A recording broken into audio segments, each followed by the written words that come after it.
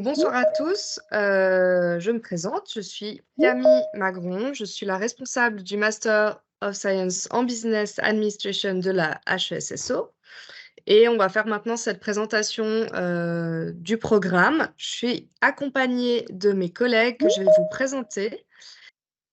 Donc, pour vous présenter qui on est, donc moi, Camille Magron, je vous l'ai déjà dit, je suis responsable de la filière. Je suis accompagnée ce soir de Lucas Bachroun, qui est responsable de l'orientation Business in Regia, qui va vous être présenté tout de suite après la présentation générale du master. Il y a aussi avec nous Raphaël Godard, qui est responsable de l'orientation Entrepreneurship. Maria Socken, qui est responsable de l'orientation Management des systèmes d'information. Et enfin, Sylvain Weber, qui est responsable de l'orientation prospective. Donc, on va vous présenter ces 4 spécialisations en détail. Et après notre présentation, vous aurez la possibilité de discuter directement avec des étudiants actuels. On a Lucas, Nicolas, Elissoa et Raphaël qui sont là pour répondre à toutes vos questions. Et vous serez séparés dans des canaux différents en fonction des orientations qui vous intéressent. Donc, je vous expliquerai tout ça après. Mais je vais tout de suite commencer avec la présentation du master. Alors, ce master en Business Administration, c'est un Master of Science. Donc, ce qui signifie que c'est un master qui est consécutif à un bachelor en économie et en management. Il vous permet d'acquérir 90 ECTS sur une durée de 2 ans. Et donc, il est organisé à temps partiel, ce qui signifie en fait chez nous très clairement que vous avez cours les jeudis, les vendredis et les samedis matins. On offre ce qu'on appelle un tronc commun, donc commun à tous les étudiants, quelle que soit la spécialisation, des cours en management général avancé qui sont organisés à HESSO Master, qui est à Lausanne. On a actuellement dans le tronc commun, par exemple, des cours de New Technologies, d'éthique en économie, de marketing, d'introduction à la business intelligence. Je ne vous cite pas tout puisque ces cours sont aussi amenés à évoluer.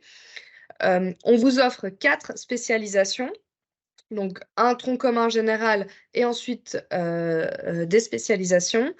On est une haute école spécialisée, hein, la HESSO, avec vraiment cette identité pratique. Donc, on offre bien sûr des cours théoriques pour acquérir la matière, mais une grande quantité de projets et de projets aussi en lien avec des entreprises. L'opportunité de travailler en parallèle, et on sait que la plupart de nos étudiants travaillent en parallèle de leurs études et font vraiment un ping-pong entre ce qu'ils apprennent en classe, qu'ils peuvent ensuite directement appliquer dans le cadre aussi de leur travail. Et puis enfin, aussi une formation en méthodologie de recherche, parce que nous sommes un Master of Science, donc vous êtes formé aussi à cette activité de recherche appliquée, et à la fin de votre formation, vous devez délivrer une thèse de master. Alors, on a pour habitude de dire que notre formation constitue vraiment un tremplin pour les étudiants pour pouvoir accéder à des postes à responsabilité, de management d'équipe, de pilotage de projets d'envergure. J'ai fait cette campagne de promotion récemment avec cette carte et puis nos 4 alumni qui sont Michael, Valérie, Marie et Marc. On voit avec leur profil, si on revient dans leur profil LinkedIn, on voit qu'ils ont vraiment pu profiter de cet ascenseur grâce au master. Si vous prenez le cas, par exemple, de Marie Baume, qui travaille à Thion Région Tourisme, donc ici, elle était pendant le master et avant le master collaboratrice marketing et accueil. Et à l'issue de la formation, elle a pu passer responsable marketing. Donc ça, c'est vraiment un schéma, je dirais, classique en ce qui concerne notre formation pour la progression de carrière. C'est la même chose si on prend le cas de Marc, qui travaille maintenant chez Swiss Education Group. Il était d'abord Business Intelligence Analyst et maintenant, il occupe la position de Head of BI dans ce groupe.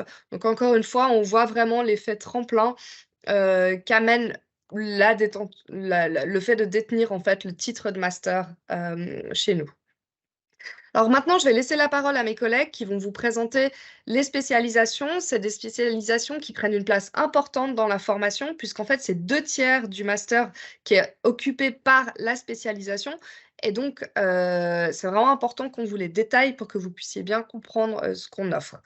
Donc, je laisse la parole à Lucas Bachoun, qui est responsable de l'orientation Business in Eurasia, qui est organisée en anglais à la HEG Arc, à Neuchâtel. Thank you, Cami. So, good evening, everybody. Very nice to speak to you this evening and to present this major called Business in Eurasia. So, what is this major about? It's about learning specific knowledge and skills which are needed for exporting, establishing, and developing Swiss and other companies in Eurasia. The basic idea is to say that actually, if you do business in Eurasia, in Eurasian countries, you won't do it in the same way as you would do it in Switzerland or Europe. There are different cultures and many other differences which necessitate specific knowledge and skills. And that's exactly what we are going to provide to you. So when I say Eurasia, what do I mean by Eurasia? Obviously, it's a very large term, and we had to limit to a certain number of countries. So we decided to have 2 axes which are covered by the coursework, by the modules. On one side, we have the East Asian countries, constituted especially of China and Korea. So this axis is one of those 2 axes. And the second one is constituted of countries of Central Asia and South Caucasus, like Azerbaijan.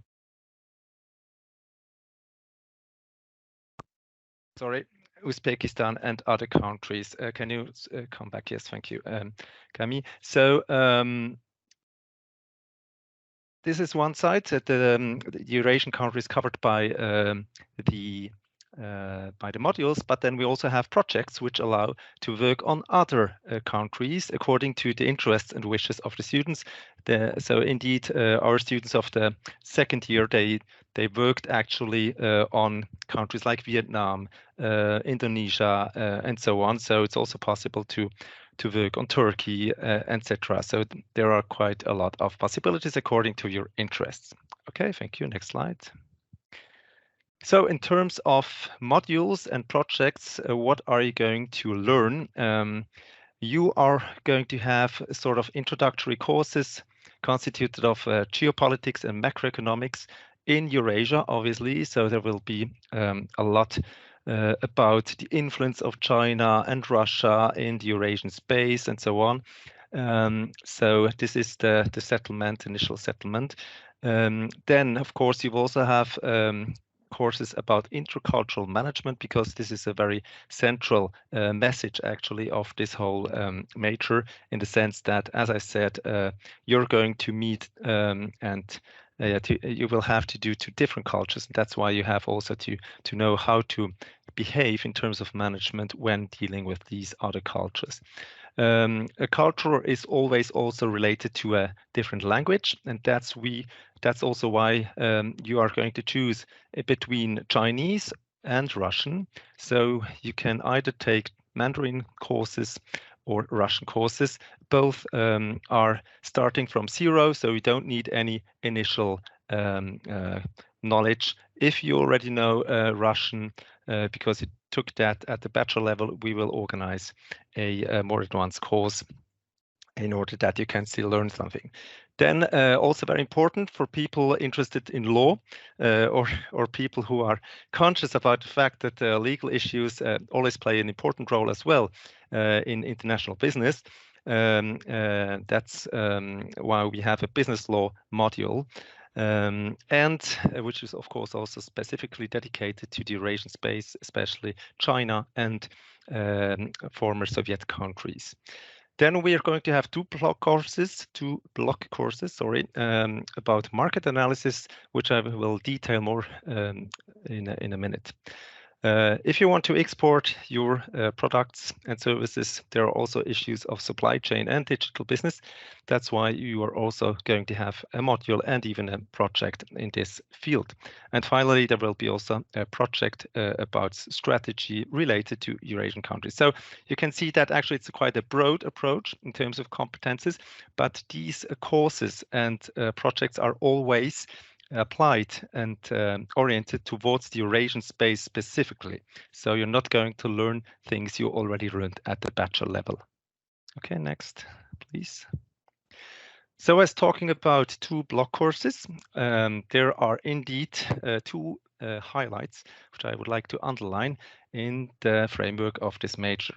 You are going to discover other cultures. First of all, you are going to Korea during 2 weeks with the whole class, and you are going to attend courses taught by our partner university, which is Yonsei University. It's the best private university in the whole of Asia, which we have the chance to have as a partner, and their teachers, their professors will teach you courses. But that's not all. You're also going to visit companies in Seoul, in Korea, and you will also emerge somehow into this culture. Next slide, please.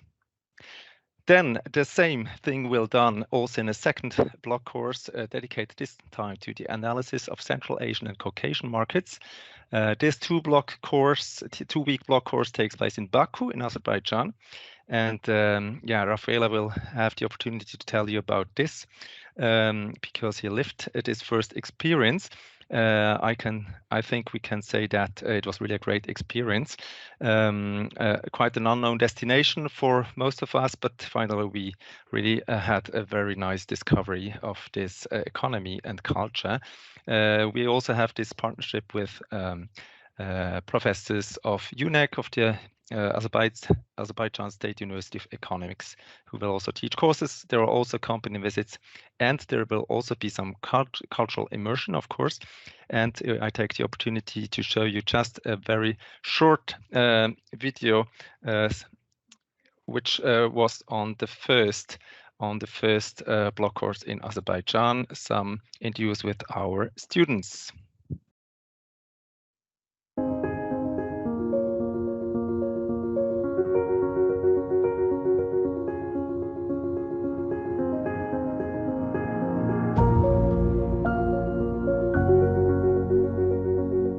What impression did Azerbaijan make on you at first glance?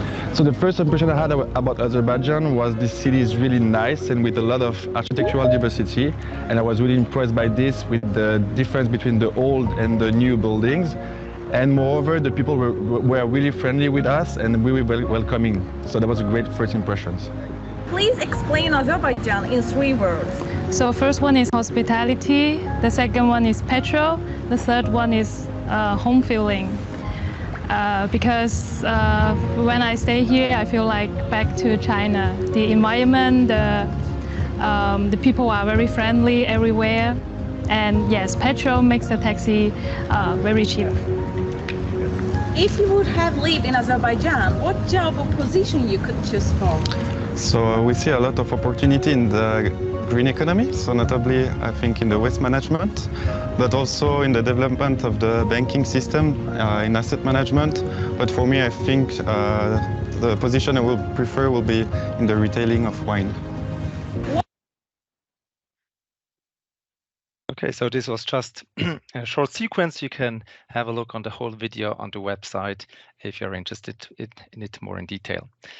Then one word about this applied dimension of the major, which of course is in line with the DNA of the whole master program.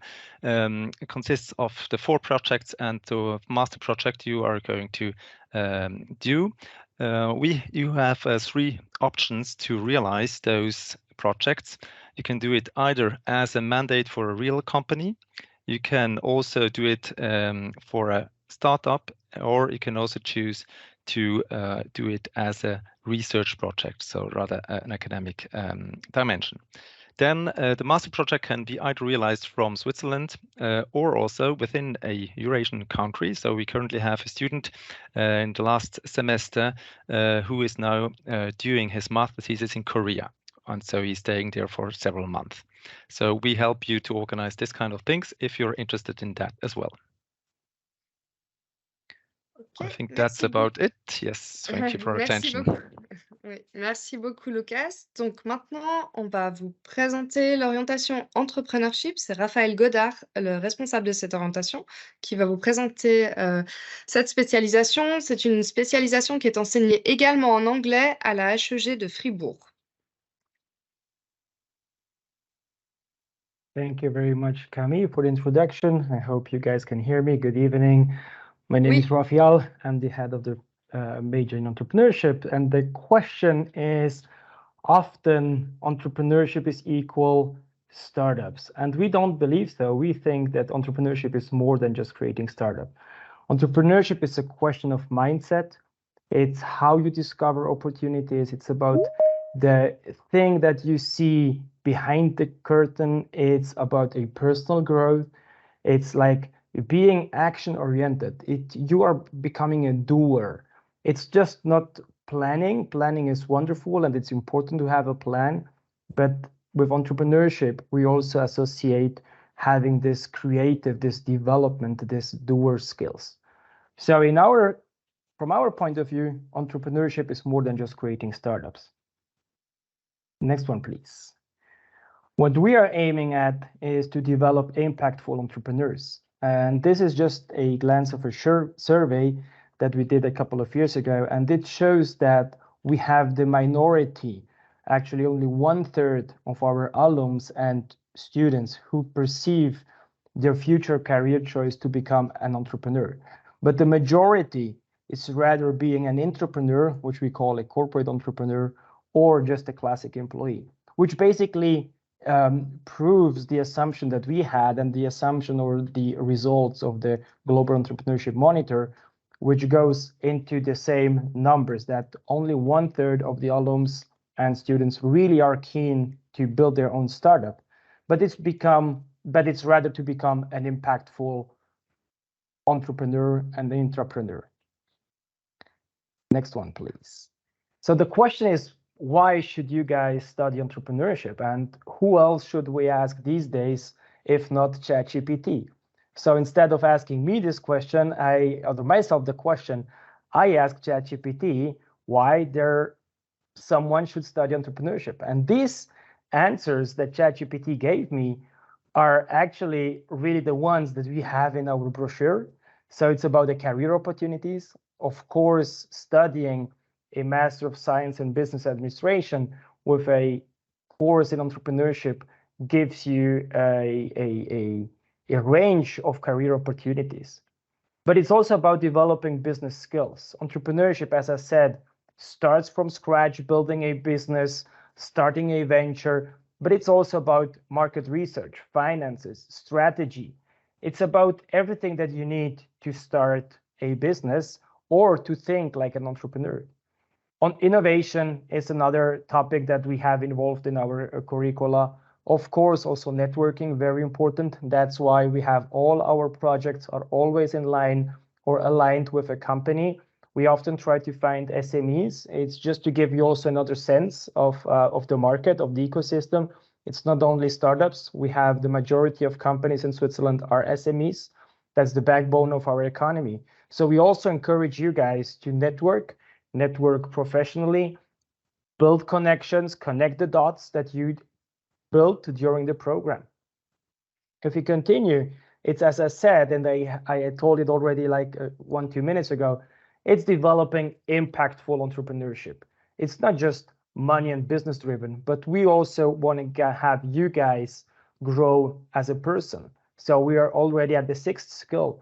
Entrepreneurship education will help you to become a better, a more mature person, like how to get the skills of problem solving, how to better negotiate, to communicate, how to become an impactful leader in my future career.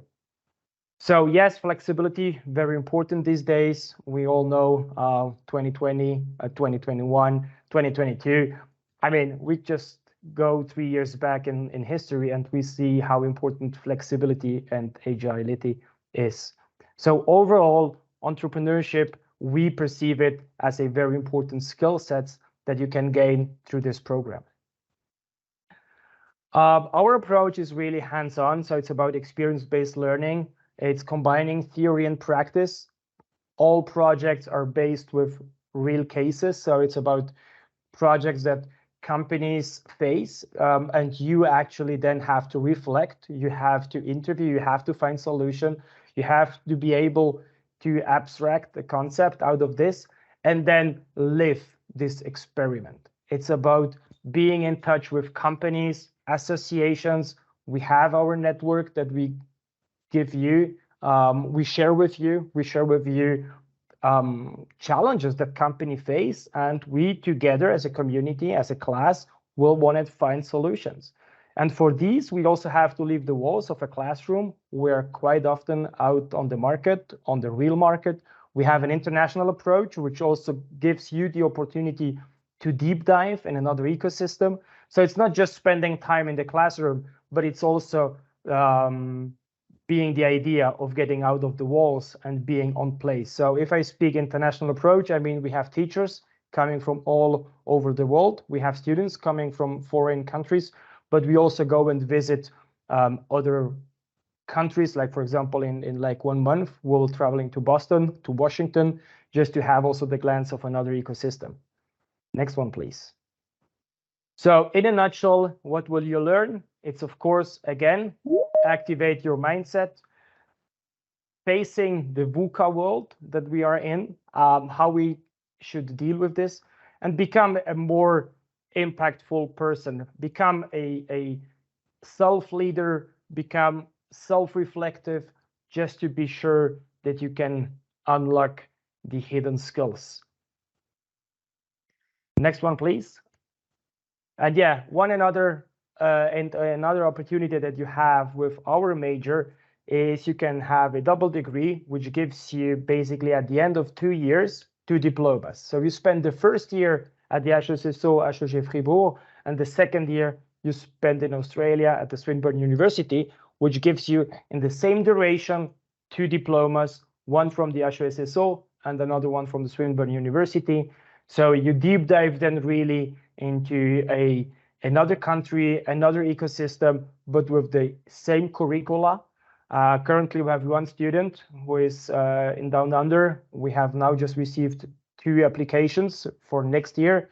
So you see, it's a great opportunity if you are willing to leave your comfort zone and to deep dive into another ecosystem. Next one. And yeah, another opportunity to just have a glance how it works at our school in this program, in this curricula, is this Friday morning. You can be a student for half a day. So feel free to join in Friday morning from 9 to 12. But please register up front so we can make sure to inform the professor. I will be taking care of you guys in the morning. If not, if you have other questions, feel free to write us. As I said, entrepreneurship is more than just creating startups. It's about the mindset. Thank you very much. Merci beaucoup, Raphaël. On va maintenant passer à la présentation de l'orientation management des systèmes d'information, qui est enseignée en français à HESSO Master, et je laisse la parole à Maria Socken. Merci Camille. Je switch du coup en français, donc ça se déroule en français comme ça a été dit. Avant d'aller peut-être dans le détail de ce qu'on donne dans ce cours-là, je propose une petite définition, du moins une partie de définition du management des systèmes d'information. On dit toujours que c'est l'ensemble des techniques, des outils et de l'ensemble des connaissances finalement dans une entreprise, mais il y a surtout aussi l'aspect humain et le potentiel que l'humain peut amener. Et je vais vous en parler un peu plus après dans les cours qu'on va vous donner. Donc cet ensemble-là des techniques, outils, connaissances et aussi l'être humain, il est là pour mettre en place un système d'information au sein d'une entreprise, mais surtout au service de l'entreprise. Et ça, c'est une première partie en fait de la gestion, donc management des systèmes d'information. Mais ce qui est encore plus important, c'est de maintenir ce système d'information qu'on met en place Et encore plus important, c'est son évolution. Et c'est un peu dans ce sens-là que j'ai mis la phrase à l'ère du digital, quelle place dans les organisations?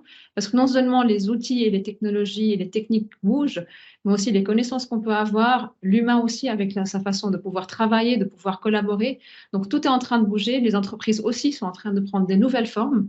Donc il y a vraiment un vrai challenge par rapport au management des systèmes d'information, encore plus maintenant qu'avant, avec justement cette approche digitale.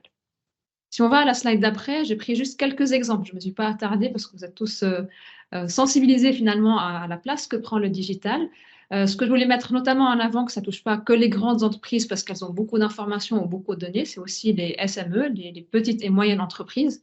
Raphaël disait avant qu'il y avait la majorité des entreprises en Suisse que c'est des petites et moyennes.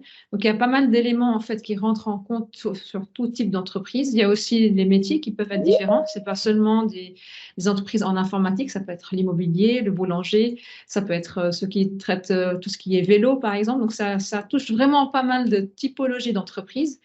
Et dernièrement, j'ai voulu la prendre, cette copie d'écran de La Poste, donc c'est relativement récent, où il y a la manchette qui dit « Tout le monde doit pouvoir prendre part à la vie numérique ». Et c'est un peu avec cette phrase-là, si on va à la slide d'après, que je voulais faire le pont avec finalement les éléments clés qu'on voit dans notre orientation. Quelle est votre place? On parle avant que tout le monde doit prendre part à la vie numérique, mais votre place, en rentrant dans cette orientation-là, elle sera encore plus active, voire proactive. Il y a vraiment le but final qu'on amène, que j'ai mis en rouge, c'est la digitalisation au sein de l'entreprise, mais finalement, pour y arriver, il y a plein de petites briques. Et c'est sur cette brique-là qu'on va pouvoir travailler avec vous. Je commence plutôt par la toute première qui est la transformation, autant la transformation du mode de travail avec vos collègues, avec les clients, mais aussi la transformation de l'entreprise. Donc, on va pas mal travailler sur quels sont les moyens à mettre en place pour assurer une transformation qui soit alignée entre les nouvelles technologies et la stratégie de l'entreprise. Il y a toutes les approches finalement concurrentielles aussi qu'une entreprise peut avoir. On parlait avant d'évolution, d'une évolution rapide aussi. Donc, il y a l'avantage que vous pouvez amener avec les approches qu'on vous met à disposition et tous ces outils pour pouvoir assurer une concurrence qui est assez utile finalement à votre entreprise et surtout proposer des nouvelles perspectives. Ce n'est pas juste le but d'être en concurrence, mais aussi voir avec les nouvelles technologies ou les nouvelles stratégies qu'on peut mettre en place, quelles sont les perspectives que peuvent s'ouvrir à une entreprise. Et du moment où on parle de ces éléments-là, il y a forcément la mise en place d'un nouveau service ou d'un nouveau système d'information. Tout ça est accompagné d'un changement.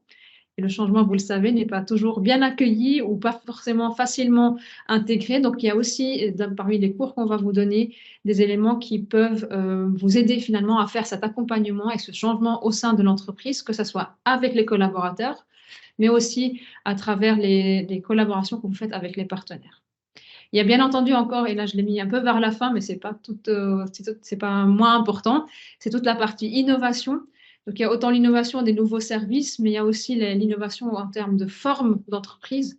On peut avoir des entreprises, maintenant on parle des entreprises plates ou des entreprises qui prennent des nouvelles formes de fonctionnement. Donc, il y a également aussi toute cette dynamique en fait qu'on peut intégrer. On se rapproche un peu de cet aspect d'innovation au sein même d'entreprise, si on peut parler d'intrapreneurs, comme disait avant Raphaël. Donc, il y a quelques outils ici où on se rapproche finalement des éléments qui peuvent donner une plus-value finalement à votre intégration au sein de l'entreprise en ayant fait cette orientation. Et basé sur ça, on a justement mis en place 6 modules. Donc, à la slide d'après, il y a 6 modules principaux en fait qui soutiennent notre orientation. Le premier, c'est la business analyst, que vous allez voir justement aussi en premier. Et là, on a pas mal d'intervenants externes. On a voulu vraiment, avec ce module, pouvoir vous montrer le terrain, comment concrètement la business analyst se vit, se crée, quels sont ses freins et ses challenges finalement par rapport à la nouvelle ère du digital, comme je disais avant. Donc, c'est pas mal un module avec des intervenants qui vous permet d'avoir plusieurs approches, plusieurs outils. Et après, par rapport à ce module-là, il y a un module projet qui vous permettra de mettre en pratique l'une ou l'autre de ces approches. On a également mis récemment, il y a 2-3 ans maintenant, la valorisation des données comme étant un module parce qu'on part du principe que la donnée prend de plus en plus une place importante en fait au sein de l'entreprise. Et là, par ce module-là, on cherche à vous faire sensibiliser en fait sur ce que c'est la donnée, comment on la transforme en information, comment on peut corréler des informations ensemble pour créer des nouveaux services, toujours au service de l'entreprise et aussi pour être aligné de plus en plus avec la démarche en fait d'une entreprise. On a également un module pilotage de projet numérique qui a aussi été récemment remodelé un peu pour intégrer l'aspect digital, mais aussi l'aspect complexe des projets. Donc, ce n'est pas tout simplement, si je peux le dire comme ça, une gestion d'un projet classique, mais il y a toute l'intégration des projets complexes par la forme des équipes qui sont peut-être agiles, mais plusieurs équipes agiles. C'est aussi par la complexité d'un projet qui a plusieurs sous-projets. Ça peut être également de la complexité par le portefeuille de projet, qui est un projet avec une grande envergure financière. Donc, on essaie de traiter plusieurs éléments, en fait, qui sont justement de l'ordre de la complexité d'un projet numérique et comment est-ce qu'on peut le piloter. Autrement, on a un module, c'est informatique décisionnelle, ou connu plus communément avec Business Intelligence, où là, on revient sur la notion de données, mais dans un but de faire des décisions par la suite, de donner à l'entreprise un moyen de pouvoir guider son entreprise sur la base de la donnée qu'elle a, du système d'information qu'elle a en place, et pouvoir prendre les bonnes décisions sur la base de ce que relate finalement cette information. Et vous finirez votre cursus avec 2 derniers modules, donc gouvernance des systèmes d'info, où là, on reprend un peu de recul et on va regarder sur l'ensemble du système d'information, enfin, des systèmes d'information qui sont mis en place. Est-ce que la bonne gouvernance, elle est mise en place? C'est les bonnes personnes qui décident, c'est les bonnes personnes qui gèrent l'information. Sur l'aspect éthique aussi, légal, on a les dernières années ajouté une teinte un peu plus sur la protection des données et encore tout récemment, tout ce qui est sur la responsabilité numérique qui prend de plus en plus de place dans les choix de gouvernance des systèmes d'info. Et le tout dernier module, il a un nom en anglais, mais ce sera en français, le Design of Digital Business Models, qui donc anciennement, c'était tout simplement le business model d'une entreprise, comment essayer d'être capable en fait d'amener de l'innovation au sein de l'entreprise, comme je disais avant. Et là, on a donné une teinte encore plus forte avec le côté digital, dont le nom justement qui change un peu, pour ramener finalement les nouvelles technologies au sein de l'entreprise dans un but d'innovation. Donc, ce n'est pas tout simplement une innovation, mais on va donner une forte teinte sur cet aspect digital. Et si on passe à la slide d'après, c'est plus informationnel, comme les autres d'ailleurs orientations. Pour chaque cours dont j'ai parlé avant, chaque module, il y a son équivalent projet, c'est-à-dire que vous avez un module plutôt théorique, même s'il y a des petits exercices dedans, mais il y a son équivalent projet où là, vous allez pouvoir être soit en individuel ou en groupe en train de travailler sur un projet en entreprise qui est la vôtre ou en entreprise avec des mandats que nous, on peut vous amener, ou également avec un aspect peut-être plus recherche et académique avec des projets de recherche appliquée qu'on a au sein de nos différentes équipes, des profs qui vous enseignent. Donc, on arrive justement à travailler sur ce côté projet et cours. On peut avancer sur ce projet, sur cet aspect cours et projet, tout en vous laissant aussi le champ d'un choix finalement de projets venant de vos propres entreprises. Une dernière slide qui prend plus des mots-clés, Camille a déjà mis en avant sur qu'est-ce que ça vous offre finalement, c'est toujours ce tremplin vers des postes un peu plus cadres et supérieurs. Là, je l'ai gardé quand même, mais pour ne pas faire de doublons, j'aimerais plus dire ici, j'ai souvent la question, est-ce qu'on a besoin d'avoir fait de l'informatique avant? Est-ce qu'on a besoin de savoir développer?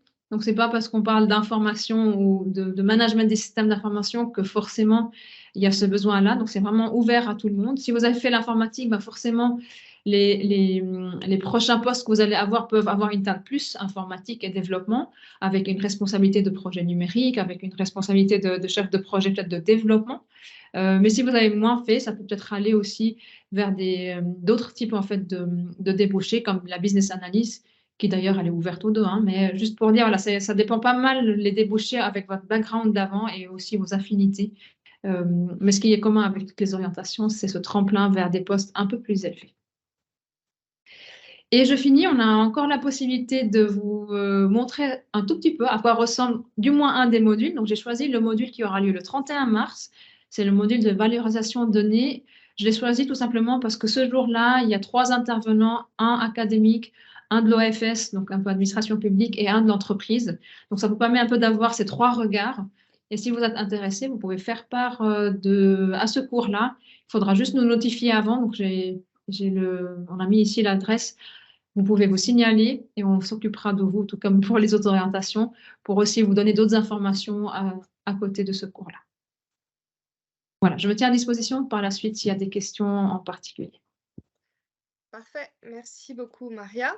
On va terminer avec la 4e et dernière orientation de la filière, qui est donc l'orientation prospective, qui est enseignée en langue française à la HEG de Genève et je laisse la parole à Sylvain Weber.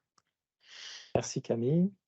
Alors, je vais commencer par une petite définition, puisqu'on s'est rendu compte que le mot prospective n'est pas forcément très bien connu en langue française. En anglais, ça donnerait foresight, c'est peut-être déjà un peu plus clair. Alors, disons, pour commencer, qu'est-ce qu'on entend par là?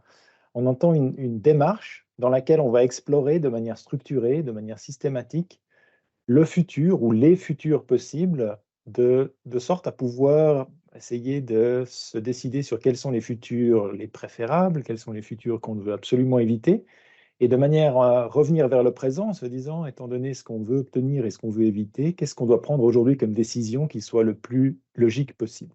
Donc c'est vraiment toute cette démarche qui comprend une gamme d'outils assez vaste, qui va d'outils quantitatifs à des outils qualitatifs, qui permettent vraiment d'explorer ces futurs possibles et donc d'éclairer les prises de décision qu'on prend aujourd'hui. C'est ça qu'on entend par prospective ou démarche prospective.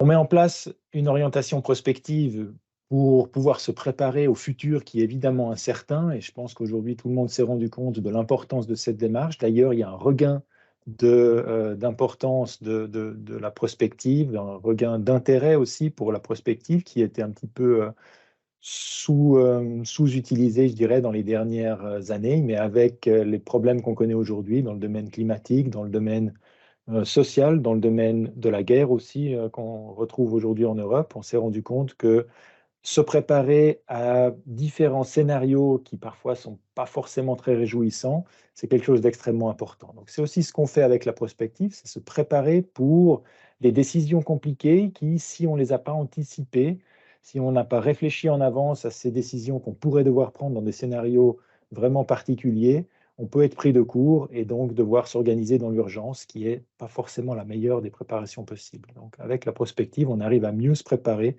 et du coup réagir le plus rapidement possible au cas où ces scénarios se réalisent.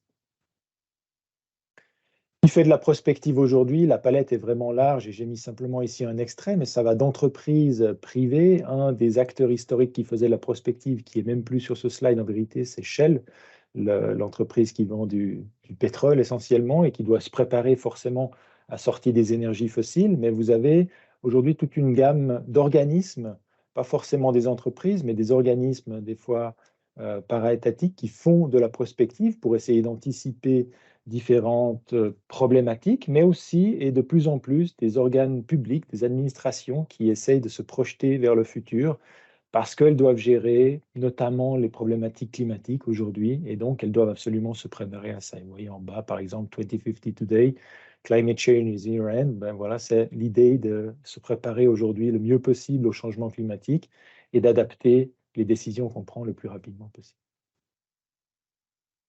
Comment on va s'effectuer cette démarche prospective et comment s'organise en quelque sorte la formation ou l'orientation prospective qui suit la démarche assez standard de prospective en 4 étapes. Et donc, sur les 4 semestres, vous aurez ces 4 étapes qui vont s'enchaîner. Premièrement, ce qu'on fait quand on fait de la prospective, c'est qu'on va explorer de manière vraiment curieuse, de manière très vaste, quelles sont les évolutions actuelles, donc on parle de tendances, de méga-trends, mais aussi quels sont les signaux qui sont moins facilement visibles. Donc on parle dans ce cas-là de signaux faibles. Pour ça, donc on a des techniques qui s'appellent d'horizon scanning ou de veille, dans lesquelles on essaye vraiment de déterminer et de faire ressortir ces signaux faibles et ces grandes tendances. Ça, c'est la première étape. Sur cette base-là, ensuite, dans la deuxième étape, on va se projeter, c'est-à-dire qu'on va construire des scénarios futurs possibles, probables, des fois plus improbables, mais quand même pour s'y préparer, même si ce n'est pas très probable, on doit les prendre en compte, les avoir dans le radar, et donc on fait ce qu'on appelle du scénario planning. Le scénario planning, c'est justement cette démarche dans laquelle on va discuter plusieurs scénarios qui sont plus ou moins probables pour pouvoir essayer d'évaluer lesquels sont mieux, lesquels sont moins bien. On a aussi en parallèle un module de forecasting à cette étape-là, c'est-à-dire en se basant sur des données passées. C'est la partie un peu plus quantitative de la prospective. On regarde ce qui s'est passé avant pour pouvoir essayer de prolonger ces tendances et donc pouvoir se dire si on ne fait rien, dans quelle direction est-ce qu'on va se trouver. Et avec la prospective, on élargit cette vision des choses en essayant de voir si les choses se modifient, dans quel sens est-ce qu'on pourrait se retrouver. Troisièmement, on dit ici se connaître, donc c'est plus approfondir en quelque sorte, approfondir l'un ou divers scénarios qui seraient les plus probables ou les plus désirables qu'on aimerait vraiment essayer de mettre en œuvre de manière à pouvoir vraiment approfondir dans cette direction les différentes connaissances. Donc on met en place ce qu'on appelle un diagnostic stratégique où on approfondit vraiment ces scénarios qui sont préférés ou à l'inverse d'ailleurs qui sont les moins bons et qu'on aimerait absolument éviter. On a aussi en parallèle dans ce troisième semestre des modules de transformation managériale, puisqu'aujourd'hui, on se rend compte que les entrepreneurs sont obligés de prendre en compte le changement climatique, de prendre en compte le développement durable, les aspects sociaux du développement durable aussi. Et donc, c'est important de comprendre ces grandes tendances qui sont à l'œuvre aujourd'hui pour pouvoir les incorporer dans sa gestion. Et puis, dernièrement, un module qu'on appelle de décision, dans lesquels, puisqu'on a fait toute cette analyse de construction de scénarios, d'évaluation de ces scénarios, on doit prendre une décision aujourd'hui. Et donc, on vous mettra face justement à ces décisions, comment les formuler, comment faire attention aussi aux éventuels biais auxquels on fait face quand on prend une décision. Et donc, ce sera la fin de votre cursus en prospective, encore après quoi vous aurez à rédiger un travail de master qui vous prendra une bonne partie du dernier semestre. La manière aussi dont on organise ces différents modules, donc j'ai parlé essentiellement des cours, mais pour la plupart des modules centraux à la démarche de prospective, vous aurez en parallèle des modules de projet qui vous permettent de mettre en œuvre les concepts plus théoriques que vous apprenez pendant les cours, et pour pouvoir vraiment les appliquer, on met en place des partenariats avec des entreprises ou des administrations publiques. Ici, vous avez 2 exemples qui sont en cours actuellement. Par exemple, un groupe d'étudiants, de 3 ou 4 étudiants, ça dépend un peu des volets, travaillent sur sur le projet de PwC qui vise à essayer d'évaluer le futur du monde du travail et surtout l'accompagnement dans le monde du travail dans le futur, dans un rôle de consultant plutôt. Et puis, un organe de l'État, le département des infrastructures de l'État de Genève, qui nous a confié un petit projet sur la démocratie à l'ère numérique, puisque aujourd'hui, la plupart des votations se font en ligne, se préparent aussi en ligne, et donc ça soulève toute une série d'enjeux en termes de participation, en termes de biais potentiels, en termes de manipulation potentielle aussi des votes. Et donc, tous ces aspects-là sont analysés par le groupe qui travaille avec cet organe de l'État.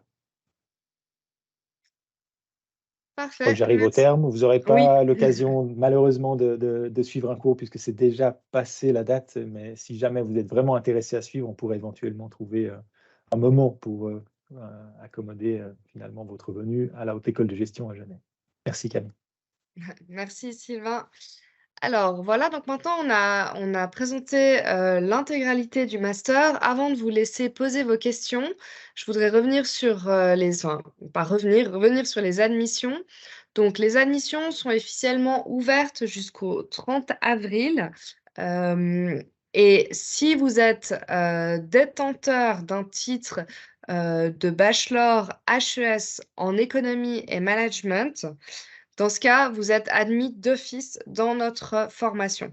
Si vous êtes détenteur d'un bachelor d'une université suisse dans le domaine de l'économie et management, plus que vous pouvez faire la preuve d'une année d'expérience dans le même domaine, dans ce cas, vous avez aussi une admission relativement simplifiée. Pour tous les autres cas, si vous venez notamment de l'étranger ou si vous venez d'une école privée, tous ces autres cas font l'objet d'une admission sur dossier et donc il faut envoyer votre dossier de candidature avant la fin du mois d'avril. Donc vous pouvez trouver toutes les informations évidemment sur notre site internet. Et puis maintenant, je ne vais pas prolonger la présentation. Je pense que c'est intéressant aussi pour vous d'aller directement discuter avec nos étudiants. Donc, je vous propose de fermer ce canal et de rouvrir des nouveaux canaux avec nos étudiants, donc Lucas, Nicolas, Elisoa et Raphaël, qui vous attendent sur d'autres canaux.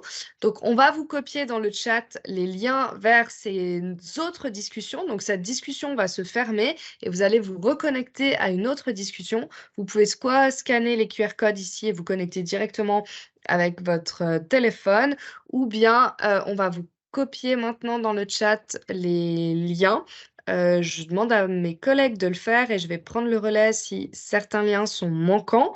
Je termine encore une fois avec nos contacts au cas où vous auriez envie de nous contacter directement et que vous avez besoin de notre adresse notre adresse email. N'hésitez pas à faire une capture d'écran à ce moment-là. Et maintenant, je pense qu'on va clore cet enregistrement. Je vous remercie à tous pour votre présence. J'espère qu'on a apporté une grande partie des réponses à vos questions et que la suite des échanges que vous allez avoir avec les étudiants pourra vraiment affiner votre choix et qu'on retrouvera vos dossiers de candidature sur notre bureau très rapidement. Je vous souhaite une bonne soirée. On clôt je vais fermer les